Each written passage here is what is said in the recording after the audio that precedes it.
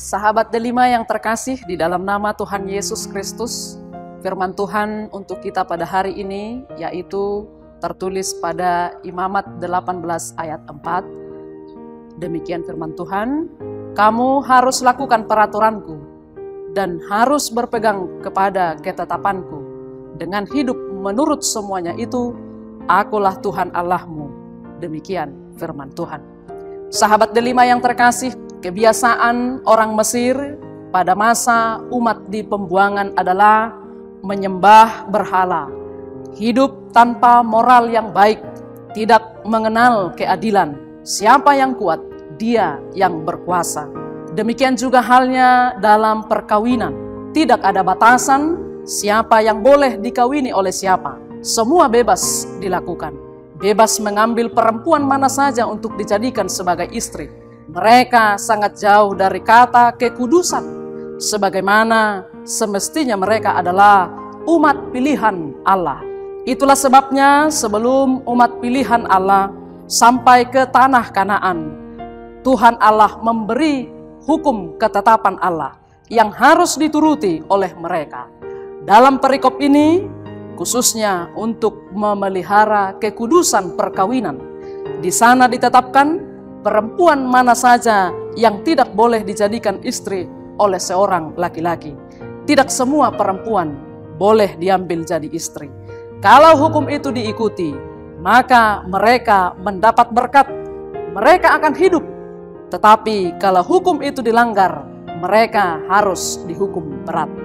Sahabat delima yang terkasih di dalam nama Tuhan Yesus Kristus, Allah membuat peraturan dan ketetapan itu adalah supaya mereka mengetahui bahwa hidup itu adalah tentang kekudusan, hidup yang dikehendaki oleh Tuhan. Karena Allah sendiri adalah Allah yang kudus. Selain itu, peraturan dan ketetapan Allah akan membawa mereka ke dalam kebaikan, dalam hidup di dalam kasih. Sebab perkawinan itu harus didasari oleh kasih dan bukan hawa nafsu. Sebagai umat pilihan Allah yang telah ditebus oleh Yesus Kristus, melalui firman ini kita diajak haruslah mengikuti ketetapan yang telah Tuhan aturkan, dan kita saling mengasihi satu dengan yang lain, sebab kasih adalah hukum yang utama dan yang terutama.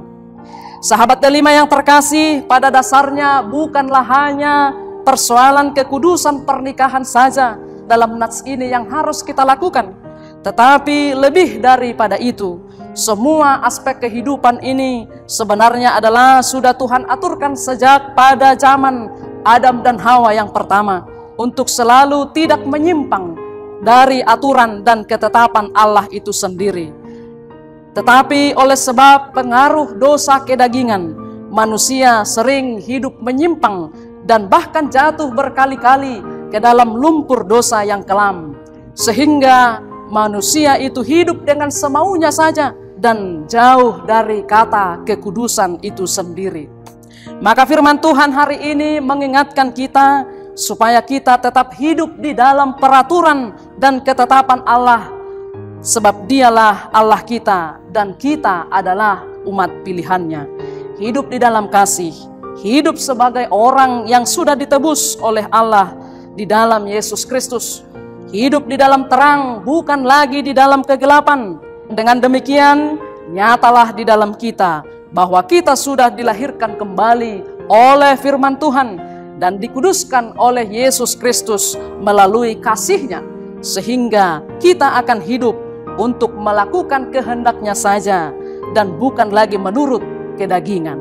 Sahabat delima yang terkasih, semoga kasih karunia Allah dan Yesus Kristus yang menguatkan dan memampukan kita untuk melakukan firman-Nya.